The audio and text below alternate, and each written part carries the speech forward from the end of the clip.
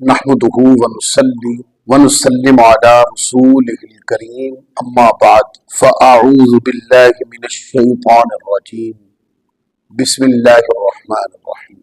سیرت الرسول صلی اللہ علیہ وآلہ وسلم کے حوالے سے ہمارے یہ دوسرا درس ہے۔ آج کی جو گفتگو ہے اس کا موضوع ہے نبی پاک صلی اللہ علیہ وآلہ وسلم کی مسکراہٹ۔ مسکراہٹ ایک ایسی چیز ہے، آپ اس سے غم زدہ کا غم دور کر سکتے ہیں، اس سے آپ امید دلا سکتے ہیں، اس سے آپ کسی کو طاقتور کر سکتے ہیں۔ مسکراہٹ ایک ایسی چیز ہے، اس سے آپ کسی کا خوف ختم کر سکتے ہیں، اور مسکراہٹ ایک ایسی چیز ہے جس سے امنگ پیدا ہوتی ہے، امید پیدا ہوتی ہے، جس سے محبت پیدا ہوتی ہے۔ آقا علیہ السلام کی سیرت طیبہ نے، یہ آقا علیہ السلام نے اپنی عادات مقدسات سے ہمیں سکھایا، اگر چہرے پہ کرختگی ہو، غصے والا چہرہ ہو، الفاظ سخت ہو، لہجہ سخت ہو، اس کے نقصانات زیادہ ہیں۔ آپ کی صحبت میں کوئی بیٹھے گا نہیں، ایسے رویے والے بندے سے کوئی سیکھ نہیں سکتا، ایسے رویے والا بندہ کسی کو سکھا نہیں سکتا۔ کرخت لہجہ صرف محبت ذبح کرتا ہے، محبت پیدا نہیں کر سکتا۔ اگر آپ چاہتے ہیں کہ دلوں میں محبت پیدا ہو تو پھر چہرے کی کرختگی کو چھوڑ کر، مزاج کی سختی کو چھوڑ کر آپ کو نرمی اور مسکراہٹ کی طرف آنا ہوگا۔ جب آپ مسکراہٹ کی طرف آئیں گے تو اس مزاج کو معاشرے میں پسند کیا جاتا ہے۔ آقا علیہ السلام کی زندگی طیبہ کو جب ہم دیکھتے ہیں، اس کے نقوش ملتے ہیں۔ حضور علیہ السلام کی عادت طیبہ یہ تھی کہ آقا علیہ السلام مسکراتے تھے۔ یہ سیرت رسول ہے۔ سیرت رسول کا یہ پیغام ہے کہ ہم اپنے مزاج کے اندر مسکراہٹ والی عادت کو پیدا کریں۔ بہت مشکل کام ہے، بڑے سخت حالات ہیں، تو کیا حالات کی سختی سے جو مزاج پہ بوجھ آیا ہے وہ کافی نہیں کہ جو ہم نے کرخت لہجہ اور سخت انداز کے ساتھ مزید اور اس سختی اور پریشانی کو مزید بڑھانا ہے؟ تو اس میں ایک مسکراہٹ کی ضرورت ہے۔ میں نے کہا مسکراہٹ ایک ایسی چیز ہے جو امنگ پیدا کرتی ہے، امید پیدا کر دیتی۔ اگر حالات سخت ہیں، آپ اپنے رویے میں نرمی اور چہرے پہ مسکراہٹ لے آئیں، پھر آپ سکھائیں تو سیکھنے والے سیکھیں گے اور ان حالات سے لڑ جائیں گے، حتیٰ کہ ان حالات سے جیت کے نکلیں۔ اس پہ پہلی حدیث پڑھتا ہوں، یہ روایت صحیح بخاری میں ہے۔ صحیح بخاری حدیث نمبر 3363۔ حضرت کعب بن مالک رضی اللہ تعالی عنہ سے یہ روایت ہے، فرماتے ہیں کہ جب وہ غزوہ تبوک سے پیچھے رہ گئے تھے تو انہوں نے بیان فرمایا کہ جب میں نے رسول اللہ صلی اللہ علیہ وسلم کی بارگاہ میں حاضر ہو کر سلام عرض کیا تو آپ صلی اللہ علیہ وآلہ وسلم کا چہرہ انور خوشی سے جگمگا رہا تھا، یعنی چہرے پر خوشی کے آثار تھے، اور رسول اللہ صلی اللہ علیہ وآلہ وسلم جب بھی مسرور ہوتے تو آپ کا چہرہ مبارک یوں نور بار ہو جاتا تھا جیسے وہ چاند کا ٹکڑا ہے۔ ہم آپ صلی اللہ علیہ وآلہ وسلم کے چہرہ انور سے آپ کی خوشی کا اندازہ لگا لیا کرتے تھے، یعنی یہ حضور کا مزاج ہوتا تھا۔ کیا کہ صحابہ کرام کہتے ہیں آقا علیہ السلام کے چہرہ اقدس سے حضور علیہ السلام کے مزاج کو پڑھا اور سمجھا جا سکتا تھا۔ ایک اور روایت لے، یہ روایت صحیح بخاری شریف کے اندر ہے، حدیث نمبر 5741۔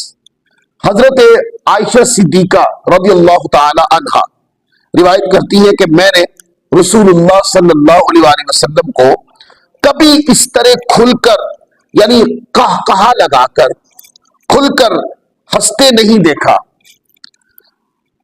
کہ آپ کا حلق مبارک نظر آئے۔ آپ صلی اللہ علیہ وسلم صرف مسکرایا کرتے تھے۔ آپ دیکھیں نا، مسکراہٹ کی کیفیت متعین ہو گئی، یعنی کہ کھل کر ہنسنا، یا مطلب بھی کہا لگانا، جس کو ہم یوں سمجھے لاپرواہی کا ہنسنا کہہ سکتے ہیں۔ یہ حضور علیہ السلام کا مزاج نہیں تھا۔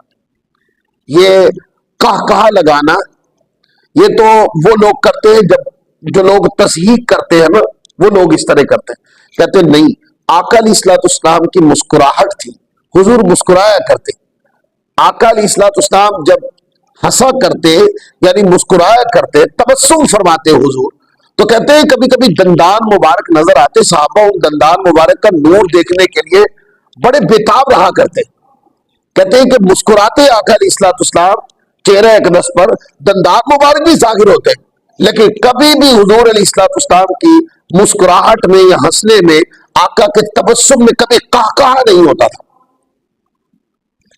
اب مسکرانے والوں کو آقا علیہ الصلوۃ والسلام کی مسکراہٹ سے مسکرانا اور تبسم کرنا بھی سیکھنا ہے کہ لاپرواہی کا بازاری انداز، کسی پر قہقہا لگانا، یہ دوسرے بندے کی تصحیح کرنے کے مترادف ہوتا ہے۔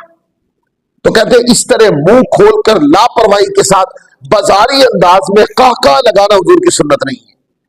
ہاں، وہ جو ادب کا انداز ہے جو سنت طیبہ نے دیا وہ تو تبسم، مسکرانا، اس انداز میں ہنسنا کہ جس میں قہقہا نہ ہو، تو عادت میں یہ شامل کرنا چاہیے۔ پھر آگے امام احمد بن حنبل کی ایک حدیث ہے، وہ اپنی مسند میں لائے ہیں۔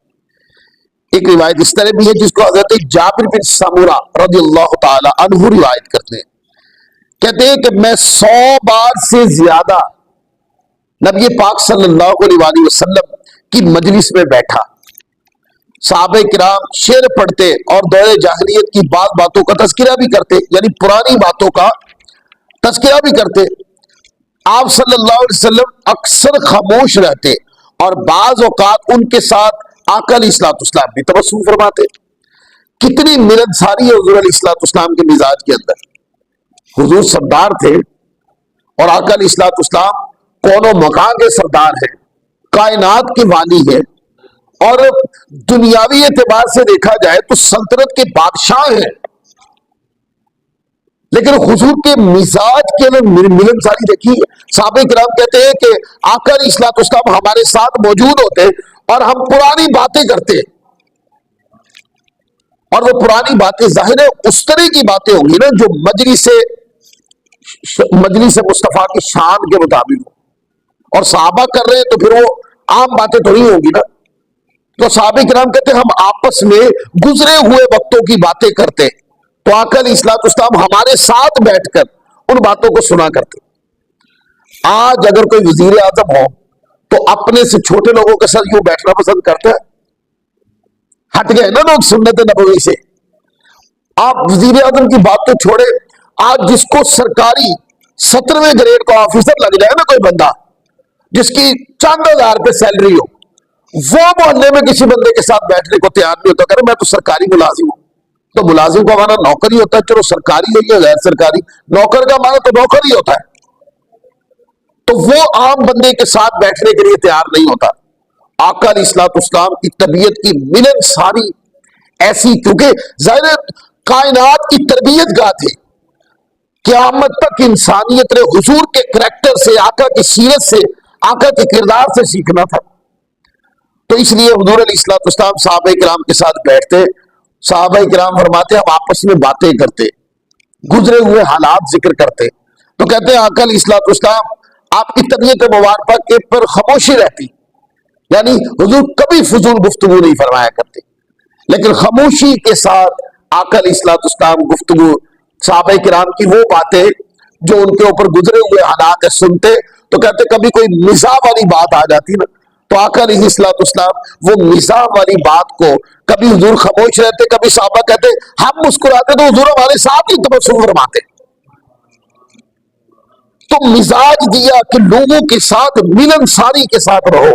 اگر کوئی بڑی بڑی باتیں نہیں بھی کر رہا ہے نا، چھوٹی چھوٹی باتیں کر رہا ہے تو کوئی بات نہیں، کبھی کبھی چھوٹی چھوٹی باتیں بھی سن لیا کرو، کبھی بڑوں کے ساتھ بیٹھ جایا کرو، کبھی چھوٹوں کے ساتھ بیٹھ جایا کرو، چھوٹوں کی پیاری پیاری باتیں بھی سنا کرو، بڑوں کی بڑی بڑی باتیں بھی سنا کرو۔ یہ سیرت طیبہ۔ اور پھر مسکرایا کرو۔ مسکرانے کا مطلب یہ ہے کہ حضور علیہ الصلوۃ والسلام ہمارے ساتھ، آقا علیہ الصلوۃ والسلام ہمارے بیٹھنے پر، ہمارے کلام پر، ہمارے انداز کلام پر، ہم جو واقعات پڑھ رہے ہیں یا بول رہے ہیں، آپس میں بات چیت کر رہے ہیں، تو حضور کا مسکرانا اس بات کی دلیل تھا کہ میں پسند کر رہا ہوں آپ سب کی باتوں کو. یہ مزاج رسول ہے، یہ سیرت مصطفیٰ ہے، یہ آقا علیہ الصلوۃ والسلام کی سیرت طیبہ کا وہ پہلو ہے کہ جس سے ملت ساری جنم لیتی ہے، اور دلوں میں محبت حضور اس طرح راسخ فرما دیتے کہ آپ کے ساتھ بیٹھنے والا آپ کا فدائی بن کے اٹھتا. یہ حضور کا مزاج تھا. اس پر ایک واقعہ سناتا ہوں. یہ مسند ابی یعلا میں ہے روایت.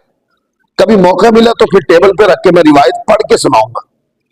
یعنی 2-3 کتابوں سے اکٹھا کرے نا مواد تو پھر یہ واقعہ پورا مکمل ہوتا ہے. آقا علیہ الصلوۃ والسلام کی بارگاہ میں ایک شخص آتا تھا اور حضور علیہ الصلوۃ والسلام کی بارگاہ میں بیٹھ جاتا.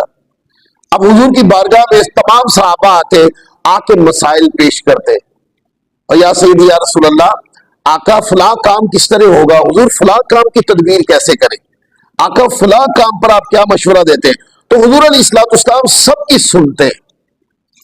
حضور اپنے مزاج سے سبھی کو نواز رہے ہیں. آقا علیہ الصلوۃ والسلام سب کو سکھا بھی رہے ہیں، پڑھا بھی رہے ہیں، سمجھا بھی رہے ہیں. کیا چہرہ اقدس پر یا وجود منور میں تھکاوٹ نہیں آتی ہوگی؟ آتی ہوگی.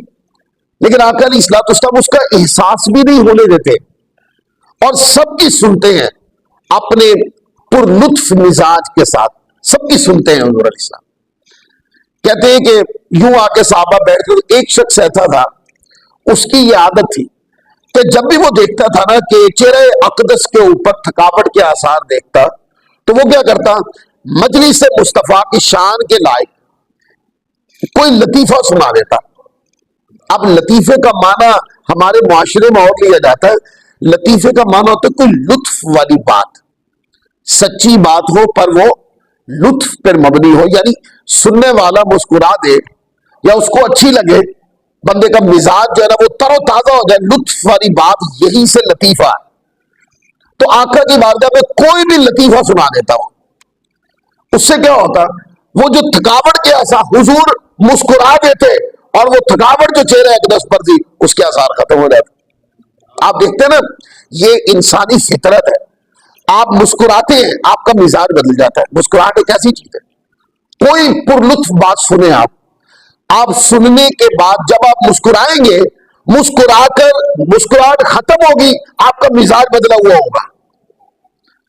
تو وہ شان مجلس شان مصطفیٰ کے لائق کوئی بھی لطیفہ سنا دیتا، حضور مسکرا دیتے، وہ چہرے اقدس کی تھکاوٹ اتر جاتی. اچھا، وہ لطیفے کس طرح کے سناتا تھا؟ تو یہ اس میں سے ایک بات بتا دیتا ہوں، باقی اور بھی یہ لمبی بات ہے. میں صرف یہ کہ حضور مسکرا دیتے اور وہ بیٹھ کر صرف حضور کی مسکراہٹ کا دھیان رکھتا رہتا، کوئی بھی بات سناتا تاکہ حضور مسکرا دے، تھکاوٹ اتر جائے چہرے اقدس پر. وہ ایسا تھا کہ وہ گاؤں چلا جاتا اور وہاں سے نا پنیر لے آتا اور آ کر وہاں سے ادھار لے کے آتا اور آ کر حضور علیہ الصلوۃ والسلام کی بارگاہ میں بطور تحفہ پیش کر دیتا. اور جب جس سے ادھار لے کے آئے وہ اپنا ادھار مانگنے آتے تو اس کو لے کے حضور کی بارگاہ میں آ جاتا اور حضور فرماتے بھی میرے پاس کیوں لے کے آئے ہو؟ عرض کی یا رسول اللہ وہ آپ ہی کو تو دیا تھا. اب دیکھا کہ کتنی مسکر، یعنی یہ لطیفہ مانا یہ ایک مسکرانے والی لطف اندوز. جب اس کی اس طرح کی باتیں حضور سنتے، آقا علیہ الصلوۃ والسلام تبسم فرماتے اور وہ حضور علیہ الصلوۃ والسلام کے چہرے پر جب تھکاوٹ کے آثار دیکھتے کوئی اس طرح کی بات کر دیتا، آقا علیہ الصلوۃ والسلام مسکرا دیتے. پھر ایک روایت اور پڑھتے ہیں. اس روایت کو حضرت عبداللہ بن حارث نے روایت کیا. وہ بیان کرتے کہ میں نے رسول اللہ صلی اللہ علیہ وآلہ وسلم سے زیادہ مسکرانے والا کوئی نہیں دیکھا. یعنی آقا کے مزاج میں مسکرانا تھا. جب آپ اپنے مزاج میں مسکرانا لاتے ہیں نا، وہ ساری چیزیں نیگلیکٹ ہو جاتی جو مسکرانے کے خلاف ہوتی، ایٹومیٹکلی چھوٹتی جاتی وہ ساری عادت.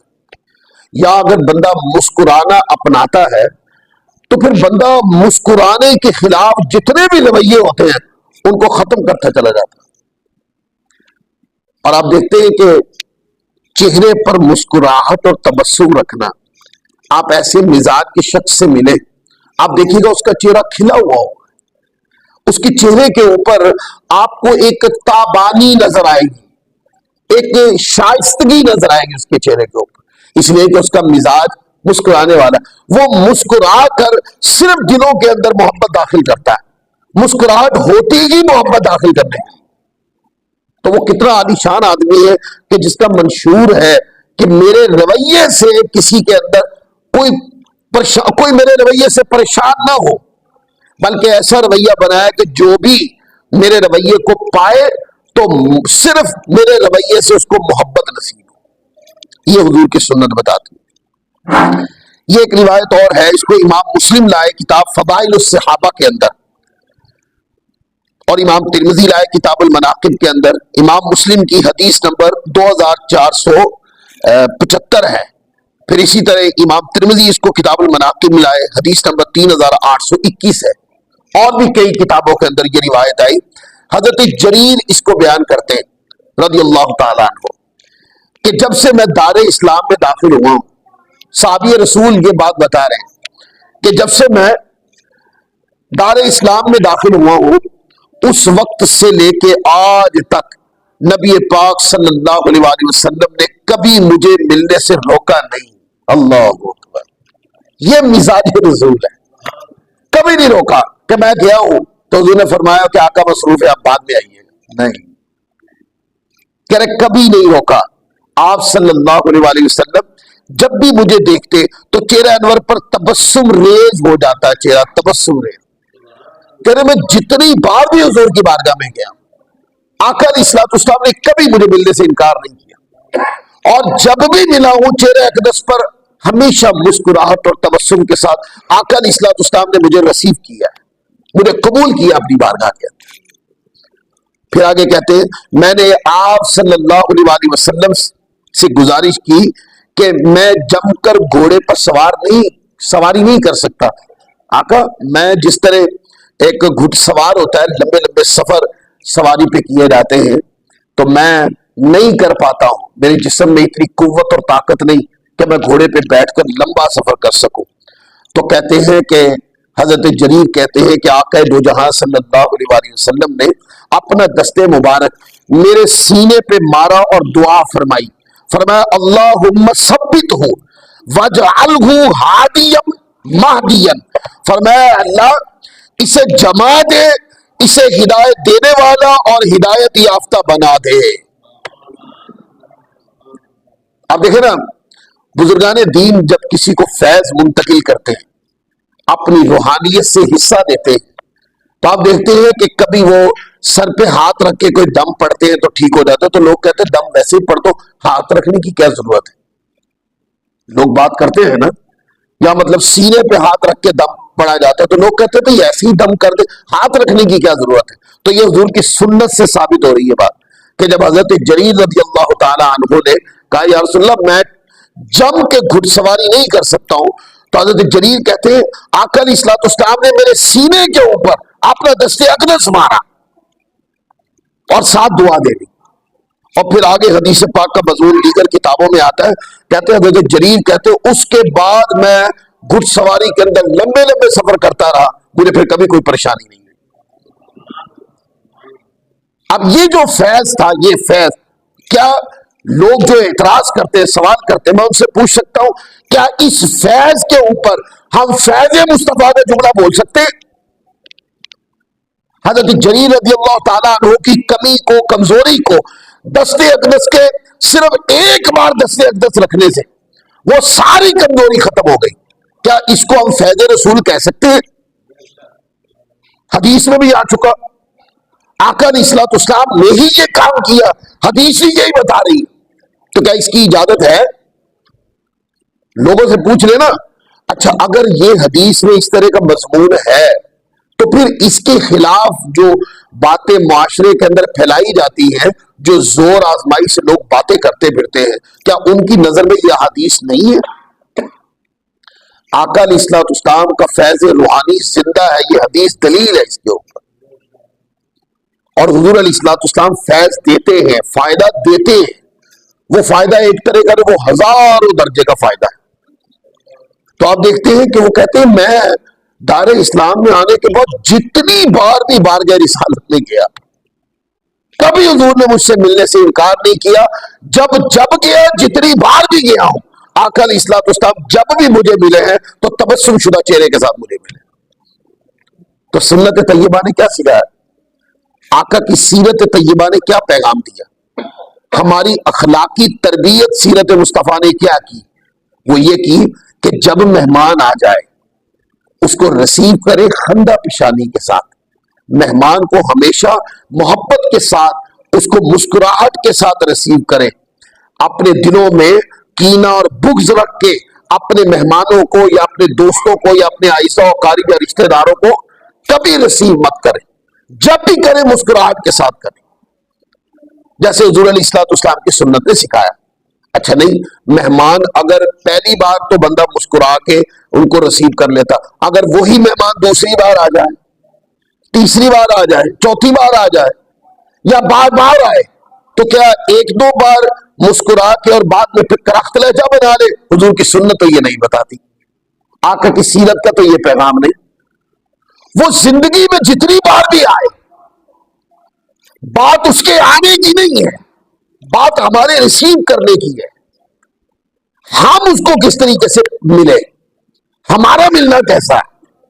ہمارا ملنا سنت نبوی کے مطابق ہونا چاہیے. آقا کی سیرت طیبہ بتاتی ہے. صحابہ کرام اپنے اوپر گزری وہ واردات خود بیان کرتے ہیں کہ جتنی بار بھی گئے، کبھی بھی حضور علیہ الصلوۃ والسلام ہمارے ساتھ سختی سے پیش نہیں آئے. جب گئے مسکرا کر حضور نے اپنی بارگاہ میں ریسیو کیا. پھر آگے دیکھیں، یہ روایت ہے، اس کو امام بخاری لائے ہیں کتاب الرقاق کے اندر، اور حدیث نمبر ہے 6202. حضرت عبداللہ سے روایت، اور یہ پورا ایک واقعہ ہے. حضرت عبداللہ روایت کرتے ہیں، نبی پاک صلی اللہ علیہ وسلم نے فرمایا کہ مجھے اچھی طرح معلوم ہے کہ سب سے آخر میں جہنم سے کون نکالا جائے گا. یہ کون فرما رہے؟ آقا فرما رہے کہ مجھے اچھی طرح معلوم ہے کہ سب سے آخر میں دوزخ سے کون نکالا. یہ حضور کے علم کا عالم ہے، اور علم فقط علم کی جامعیت کا عالم دیکھیں آپ. تو کیا جو دوزخ سے نکلا ہے اینڈ پر، یعنی سزا بھگت کے اب جنت میں جائے گا، اگر حضور کو اس کا پتہ ہے تو جو جنت اور دوزخ میں جائیں گے ان کا پتہ نہیں ہے؟ تو حضور علیہ الصلوۃ والسلام کی آپ کی شان علم اس سطح کی ہے کہ بندے اس کے اوپر جتنی بھی گفتگو کر لیں وہ گفتگو کم ہے. آقا کی عظمت و شان بلند ہے، لہذا اپنے جملوں سے حضور کی شان کو کم مت کرے. ہاں، اپنے جملوں سے جتنا ہو سکے آقا کی عظمت کو بیان کرے، اس سے بندے کی اپنی شخصیت اور بندے کا اپنے نام اعمال بڑھے.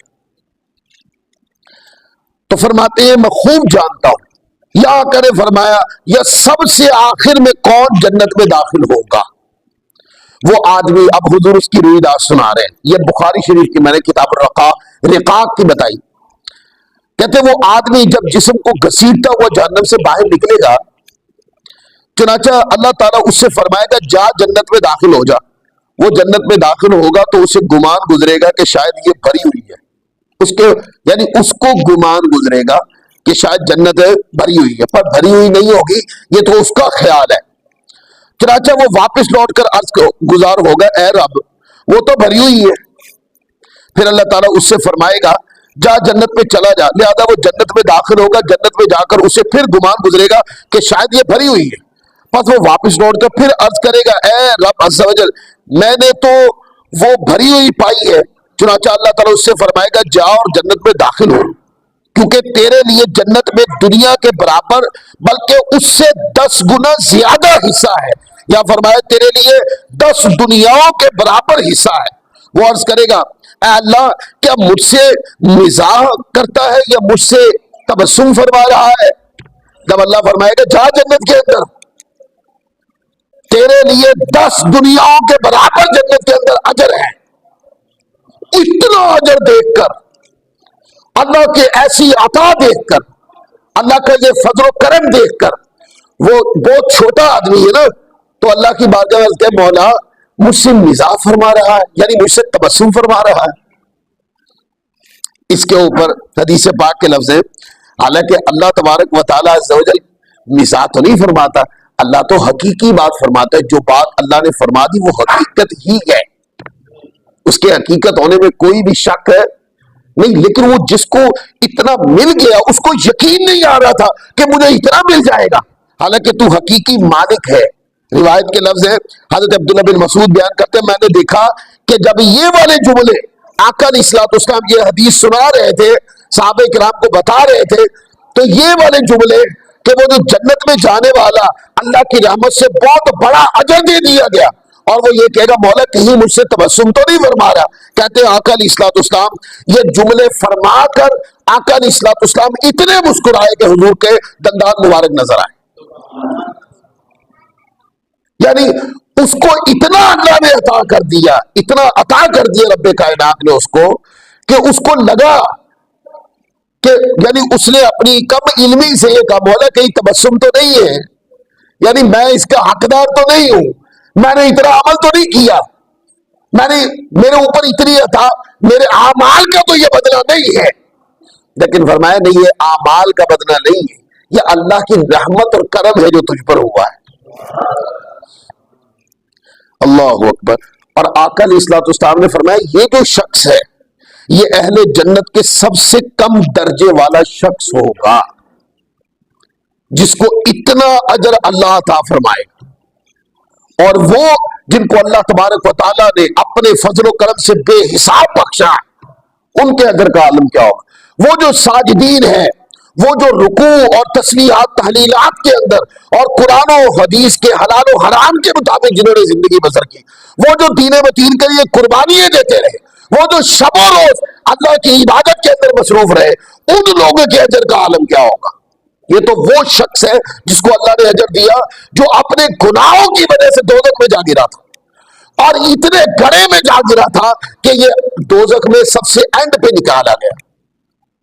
اینڈ والا شخص جس کا جنت میں سب سے کم درجہ ہوگا، اس کو اللہ اتنا عطا کرے گا کہ 10 دنیاوں سے زیادہ اجر اس کو جنت میں عطا کیے گئے. اور حضور نے تبسم فرمایا اللہ کے کرم پر، اللہ کی عطا کے اوپر. اللہ. پھر آگے حدیث ہے. اب اس حدیث پاک کے اندر بھی آقا علیہ الصلوۃ والسلام کی دیکھا مسکراہٹ کا ذکر ہے. حضور مسکرائے، کہتے ہیں مسکراہٹ اور تبسم حضور کا ایسا تھا، مسکرائے دندان مبارک نظر آئے، پر کبھی کسی نے آقا علیہ الصلوۃ والسلام کو اس طرح ہنستا یا اس طرح مسکراتا کہ حلق نظر آئے کہا لگاتے، یہ حضور کی سنت نہیں ہے، یہ آقا علیہ الصلوۃ والسلام کا انداز نہیں ہے. لہذا اگر کوئی اس طرح کرے تو اس کو دیکھنا چاہیے کہ میرا مسکرانا بھی میرے پیارے آقا کی سنت کے تابع ہونا چاہیے. اور اس میں ایک فرق بھی، آپ اگر مسکراتے ہیں، مسکراہٹ کا معنی ہوتا ہے کہ آپ اس طرح ہنسے کہ آواز نہ نکلے، چاہے دندان ظاہر بھی ہو جائے. اور کہکہ کا مطلب ہوتا ہے کہ اتنا منہ کھول کے ہنسے کہ کہکہ کی آواز بھی آئے اور حلق نظر آنے لگ جائے. ان دونوں، اس میں ایک طریقہ آقا علیہ الصلوۃ والسلام کی سنت ہے جس کو آپ ادب کا طریقہ کہہ سکتے ہیں، اور دوسرا طریقہ بازاری لہجہ ہے. لہذا بیزاری لہجہ جو ہے وہ تصحیح کرنے کے لیے استعمال ہوتا ہے، اور اگر محبت داخل کرنی ہو کسی کے دل میں تو پھر کہکہ نہیں لگایا جاتا، پھر تبسم کیا جاتا ہے، تاکہ آپ کے مسکراہٹ کی خوبصورتی کو دیکھ کر بندہ یہ مانے کہ یار یہ مسکرا رہا ہے جو میری طرف دیکھ کر یہ مجھ سے پیار کرتا ہے. اچھا پھر آگے دیکھیں ایک اور روایت. یہ روایت حضرت انس بن مالک اس کو روایت کرتے ہیں، امام بخاری لائے صحیح بخاری کتاب الادب کے اندر، حدیث نمبر 5850 ہے. انس بن مالک بیان کرتے ہیں کہ نبی پاک صلی اللہ علیہ وسلم لوگوں میں سب سے زیادہ اچھے اخلاق والے تھے. میرا ایک بھائی تھا جسے ابو عمیر کہا جاتا تھا، اور میرے خیال میں اس کا دودھ چھڑایا جا چکا تھا، چنانچہ جب وہ نبی پاک صلی اللہ علیہ وسلم کے پاس ہوتا تو آپ اس سے دل جوئی کی خاطر آپ فرماتے اے ابو عمیر. ان کا ایک پرندہ تھا اور وہ پرندے کے ساتھ کھیلا کرتے تھے، وہ پرندہ یا مر گیا یا اڑ گیا. تو آقا علیہ الصلوۃ والسلام حضرت انس بن مالک کہتے ہیں کہ میرے بھائی کو یہ کہہ کر کہ اے ابو عمیر وہ تمہارے پرندے کا کیا بنا بھائی؟ یہ ایک محبت کا انداز تھا.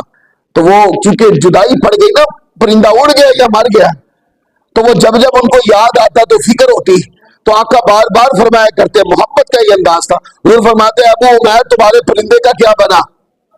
یہ آقا علیہ الصلوۃ والسلام کے مزاج کی ملن ساری، یہ حضور علیہ الصلوۃ والسلام کے مزاج کی ٹھنڈک، یہ آقا علیہ الصلوۃ والسلام کا انداز تبسم تھا کہ چھوٹے بچوں کے ساتھ بھی آقا علیہ الصلوۃ والسلام اس طرح تبسم کے ساتھ، مسکراہٹ کے ساتھ، پیار کے ساتھ آقا علیہ الصلوۃ والسلام بیہیویئر فرماتے، ملا کرتے آقا علیہ الصلوۃ والسلام. پھر ایک اور روایت ہے، یہ روایت مسند احمد بن حنبل میں ہے اور سنن ابی داؤد کتاب الادب میں بھی یہ روایت ہے. سنن ابی داؤد کے اندر 4998 حدیث نمبر، سنن ترمذی کتاب البر کے اندر حدیث نمبر 1991، اور بھی کئی کتابوں میں یہ روایت ہے. حضرت انس بن مالک رضی اللہ تعالی عنہ اس کو روایت کرتے ہیں، ایک شخص نے رسول پاک صلی اللہ علیہ وسلم سے سواری کے لیے جانور مانگا. آپ نے مزاحن فرمایا، مزاحن. آقا علیہ الصلوۃ والسلام نے فرمایا میں تجھے اونٹنی کے بچے پر سوار کروں گا. مانگنے والے نے مانگا کیا؟ اونٹ. حضور نے انہوں نے کہا یا رسول اللہ مجھے اونٹ عطا کر دے سواری کے لیے. آقا علیہ الصلوۃ والسلام نے مزاحن یعنی میٹھی بات کرتے ہوئے، دل میں محبت داخل کرنے کے لیے ایک تبسم بھرا جملہ، آقا نے فرمایا کہ میں تجھے اونٹنی کے بچے میں سوار کروں گا. اس نے عرض کی یا رسول اللہ میں اونٹنی کے بچے کا کیا کروں گا؟ آقا علیہ الصلوۃ والسلام نے فرمایا جو اونٹ ہوتا ہے وہ اونٹنی کا ہی بچہ ہوتا ہے. آپ دیکھتے کتنا نیچے آ کر سادہ مزاج کے ساتھ آقا علیہ الصلوۃ والسلام گفتگو فرمایا کرتے. شاہوں کے شاہ تھے، شاہوں کے، کائنات کے وارث سید الانبیاء، کائنات میں آپ سے بڑھ کے کسی کا رتبہ رب نے نہیں بنایا. لیکن دیکھو حضور جب ملتے، بڑوں کے ساتھ ملتے تو بڑوں کے رویے کے ساتھ، چھوٹوں کے ساتھ ملتے تو چھوٹوں کے رویے کے ساتھ، عام لوگوں کے ساتھ حضور علیہ الصلوۃ والسلام اتنی ٹھنڈک کا، اتنی محبت کا، اتنا تبسم بھرا، اتنا مسکراہٹ والا انداز ہوتا کہ سامنے والا اس سے لطف اندوز بھی ہوتا، اور یہ محبت داخل کرنے کا حضور علیہ الصلوۃ والسلام کا طریقہ تھا. دیکھیں نا کوئی بڑا بندہ ہو اور وہ کسی چھوٹے بندے کے بارے میں لاڈ کا، محبت کا، پیار کا کوئی جملہ بول دے، تو وہ چھوٹا بندہ بڑے کے اس جملے کو یاد رکھتا ہے بار بار کہ میں گیا تھا تو انہوں نے مجھ سے بہت پیار کیا، انہوں نے مجھے بہت شفقت سے پیش آئے، میرے ساتھ بڑی رحم دلی سے پیش آئے، میں گیا تو میرے لیے وہ مسکرائے بھی. تو چھوٹا بندہ بڑے کو یاد رکھتا ہے، اور پھر یہ ایک ذریعہ محبت کا بھی ہوتا ہے. تو آقا علیہ الصلوۃ والسلام اس طریقے سے محبت داخل فرماتے، لطف اندوز بات، مسکراہٹ بھرے جملوں کا تبادلہ فرمایا کرتے. پھر اسی طرح آگے روایت ہے حضرت انس بن مالک رضی اللہ تعالی عنہ کی یہ روایت ہے، اس کو امام احمد بن حنبل اپنی مسند میں کئی بار لائے. پھر اسی طرح سنن ابی داؤد کتاب الادب کے اندر یہ روایت 5006 پر ہے. ترمذی کے اندر کتاب البر کے اندر یہ روایت موجود ہے 1992 پر. مسند ابی یعلا کے اندر یہ روایت ہے 4029 کے اوپر. حضرت انس بن مالک رضی اللہ تعالی عنہ فرماتے ہیں کہ آقا دو جہاں صلی اللہ علیہ وسلم نے ان سے فرمایا اے دو کانوں والے، یعنی کان تو سبھی کے دو ہوتے لیکن یہ ایک محبت برندہ، فرمایا اے دو کانوں والے. محمود کہتے ہیں ابو اسامہ نے بیان کیا آپ نے ان کے ساتھ یہ مزاح کیا. ایک ہوتا ہے مذاق، مزاح اور مذاق میں فرق ہوتا ہے. مذاق جو ہوتا ہے نا، مذاق وہ کسی کو کسی کی تضحیق کرنے کے لیے مذاق کیا جاتا ہے. مذاق کے اندر جھوٹ بھی بولا جاتا ہے، کسی پر ہنسنا، کسی کی توہین کرنا، کسی کی کمی بیان کرنے کے لیے مذاق کا لفظ استعمال ہوتا ہے کہ کوئی جملہ بولا جس سے کسی کا مذاق اڑایا. مذاق اڑانے کا مطلب یہ ہے کہ ہنسنے والے ہنسے ہیں پر ان کا ہنسنا کسی کی توہین بنا ہے. مزاح کا مطلب یہ ہوتا ہے لطف والی بات کے ذریعے، مسکراہٹ والے جملے کے ذریعے لوگوں کے دل میں محبت داخل کرنا. مزاح میں جھوٹ نہیں ہوتا، مذاق میں جھوٹ بھی ہوتا. مزاح میں تضحیق نہیں ہوتی، مذاق میں تضحیق ہوتی ہے. تو حضور مزاح فرماتے، کیا فرماتے؟ مزاح کا معنی میں نے کیا بتایا؟ مسکراہٹ والے پر لطف الفاظ کے ساتھ دلوں میں محبت داخل کر دینا۔ اب کان تو سبھی کے ہی دو ہیں نا، تو ان کا نام تو انس بن مالک فرماتے ہیں کہ آقا علیہ الصلوۃ والسلام نے ان کو فرمایا، انس بن مالک کا نام کیا ہے؟ حضرت انس 10 سال حضور کی بارگاہ میں رہے اور 10 سال حضور کی خدمت کی، اتنا عرصہ حضور کی بارگاہ میں رہے انس بن مالک، چھوٹے بچے سے تب سے لے کر 10 سال تک بارگاہ مصطفیٰ کے اندر رہے اور خدمت گزاری کرتے رہے۔ کیا آقا کو نام یاد نہیں تھا؟ لیکن نہیں، یہ حضور کا لاڈ تھا۔ کیا تھا؟ لاڈ۔ تو آقا فرماتے ہیں، انس بن مالک کہتے ہیں، مجھے دیکھ کر آقا علیہ الصلوۃ والسلام نے فرمایا، اے 2 کانوں والے، یہ لاڈ کا انداز۔ تو جب کوئی بڑا چھوٹے کے لیے اس طرح مزاح کرتے ہوئے یہ جملہ محبت بڑا مسکراہٹ بڑا جملہ بولتا ہے تو چھوٹے کے دل میں بڑے کی محبت داخل ہو جاتی ہے۔ چھوٹا سمجھتا ہے یہ مجھ سے لاڈ کیا گیا، یہ حضور کے لاڈ تھے۔ انس بن مالک اس کو روایت کرتے ہیں۔ اب اگلی روایت حضرت ابو ہریرہ رضی اللہ تعالی عنہ کی ہے، اور یہ روایت امام احمد بن حنبل، امام ترمذی کتاب البر میں لائے، حدیث نمبر 1990۔ پھر اسی طرح الادب المفرد کے اندر بھی یہ روایت موجود ہے، اور الادب المفرد کے درس دیتے میں نے اس پہ کافی طویل کلام بھی کیا ہے، ریکارڈ ہے وہ۔ حضرت ابو ہریرہ رضی اللہ تعالیٰ عنہ سے روایت ہے، صحابہ کرام نے کی، یا رسول اللہ آپ ہم سے مزاح فرماتے ہیں، یعنی حضور آپ کبھی کبھی ہم سے محبت بھرے مسکراہٹ بھرے جملوں کا، لاڈ والے جملوں کا، آقا آپ تبادلہ فرماتے ہیں، ہم سے مزاح فرماتے ہیں۔ آپ نے فرمایا میں مزاح بھی سچی بات کے سوا کبھی نہیں کرتا ہوں۔ فرق بتا دیا نا، فرمایا کہ میں مزاح کے اندر یعنی میں لاڈ میں بھی کوئی بات کہوں تو وہ لاڈ سچائی کے علاوہ کچھ نہیں ہوتی۔ تو بتانے والوں کو کیا سمجھا دیا؟ اب سیرت الرسول نے ایک نئی چیز سکھائی ہے، وہ کیا؟ بچوں کے ساتھ مزاح کرنا چاہیے، بچوں کے ساتھ لاڈ کرنا چاہیے، محبت بھرے تبسم بھرے مسکراہٹ بھرے جملوں کا تبادلہ کرنا چاہیے، پر ان جملوں کا تبادلہ کرتے ہوئے بھی جھوٹ نہیں بولنا چاہیے۔ اس کے اوپر بعض بزرگان دین نے اپنی کتابوں میں کلام کیا ہے کہ جب آپ بچے کی ابتدائی تربیت کے اندر سنجیدہ ہو یا مزاحانہ انداز ہو، آپ اس کے اندر جب جھوٹ کی امیزج کو دخل دیتے ہیں تو یہ پہلی بنیادی تربیت ہے بچے کی کہ جس کے اندر جھوٹ کو شامل کر دیا۔ یہ سمجھے کہ آپ بچے کی تربیت کی جو گٹی ہے نا اس کے اندر آپ جھوٹ دے رہے ہیں۔ تو آپ نے لاڈ کی بات بھی کرنی ہو تو سچی بات کرے، جیسے حدیث نبویہ سے میں کتنی مثالیں کوٹ کر چکا ہوں، ان میں سے کچھ لے لیں نا۔ پھر اسی طرح اور بھی کئی روایات، ایک روایت مجھے یاد آ رہی ہے، آقا یعنی یہ حضور علیہ الصلوۃ والسلام کا مزاج ہے۔ اور نبی پاک صلی اللہ علیہ وآلہ وسلم سیدہ عائشہ صدیقہ رضی اللہ تعالی عنہا، ایک وقت ایسا تھا کہ آقا علیہ الصلوۃ والسلام نے فرمایا کہ میرے ساتھ دوڑ لگائیں گی، آپ میرے ساتھ دوڑیں گی؟ تو سیدہ عائشہ صدیقہ رضی اللہ تعالی عنہا ابھی عمر کی ابتدائی حصے میں تھی، آقا علیہ الصلوۃ والسلام کی عمر مبارک زیادہ تھی، تو دوڑ لگائی تو سیدہ عائشہ صدیقہ رضی اللہ تعالی عنہا جیت گئی، وہ عمر کے ابتدائی حصے میں تھی۔ کچھ عرصہ گزرا تو آقا علیہ الصلوۃ والسلام نے پھر فرمایا، عائشہ اے حمیرہ، نام یہ حضور کا لاڈ بڑا نام تھا، سیدہ عائشہ صدیقہ کو یا حمیرہ کہہ کے بلاتے، فرمایا آج میرے ساتھ دوڑ لگائیں گی؟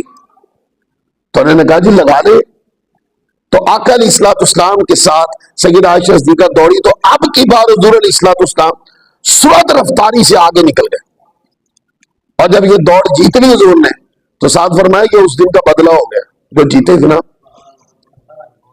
اس میں آپ دیکھتے ہیں کہ بالکل سادہ بات ہے، اس بات کی لطف کا اندازہ کر رہے ہیں آپ،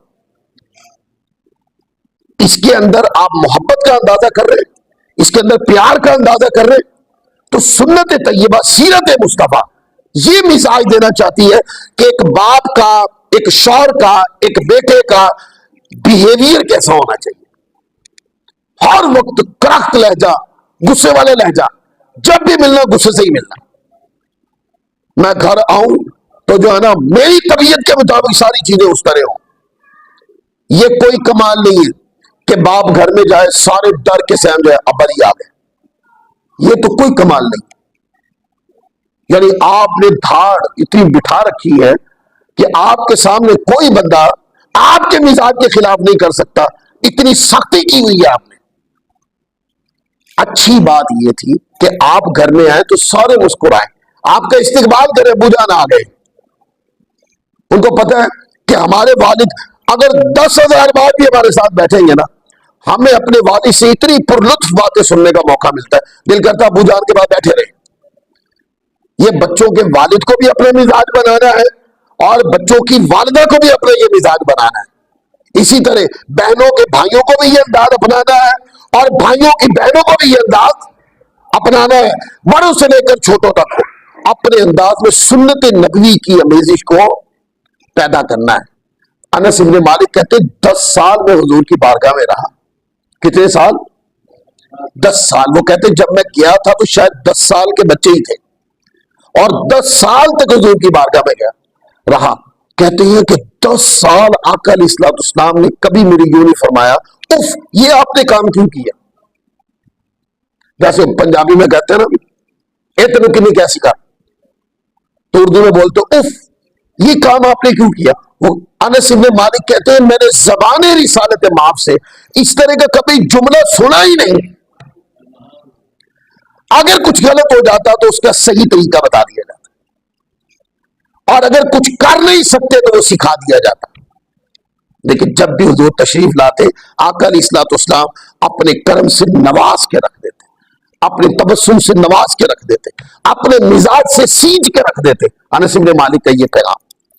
ایک روایت اس کے اوپر ختم کر دیتا ہوں، اور یہ روایت حضرت عبداللہ بن عمر یعنی سیدنا فاروق اعظم رضی اللہ تعالیٰ عنہ کے صاحبزادے روایت کر رہے ہیں، اور امام طبرانی معجم الکبیر کے اندر اس کو روایت کیا، حدیث نمبر 13443 ہے۔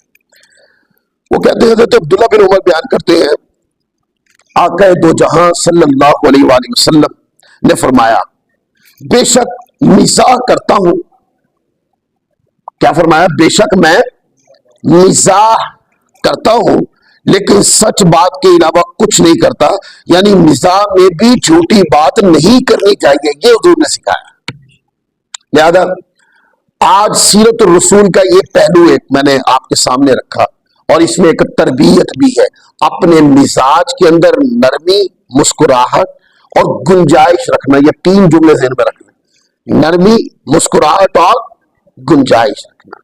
جس طبیعت میں نرمی نہیں ہوتی، مسکراہٹ نہیں ہوتی، گنجائش نہیں ہوتی، اس طبیعت والے انسان سے کوئی پیار نہیں کرتا، اور پھر وہ اس سوچ میں دنیا سے چاہے چلا جائے کہ مجھ سے کوئی پیار نہیں کرتا، مجھ سے کوئی پیار نہیں کرتا۔ آپ نے اپنے اوپر وہ عظمتیں لگائی بھی تو نہیں ہیں جن کو دیکھ کے لوگ پیار کرتے۔ اپنی طبیعت کے اندر سختی کو نکال دیں، سختی کی جگہ نرمی لیں۔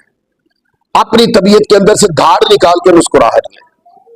اپنی طبیعت کے اندر برداشت نہ کرنے کی چیز کو نکال کر گنجائش لے آئیں۔ آپ دیکھیں جوک در جوک خانوادہ، خاندان، دوست احباب آپ کے قریب کھنچتے چلے آئیں، آپ سے سیکھیں گے، آپ کے ساتھ بیٹھنا پسند کریں گے، آپ کی ہر ادا سے سیکھیں گے، آپ سے بے مثال محبت کریں گے، آپ کو زندگی کی شائستگی نظر آئے گی جب آپ ان چیزوں کو اپنائیں گے۔ اللہ تعالیٰ عز و جل ہم سب کو عمل کی توفیق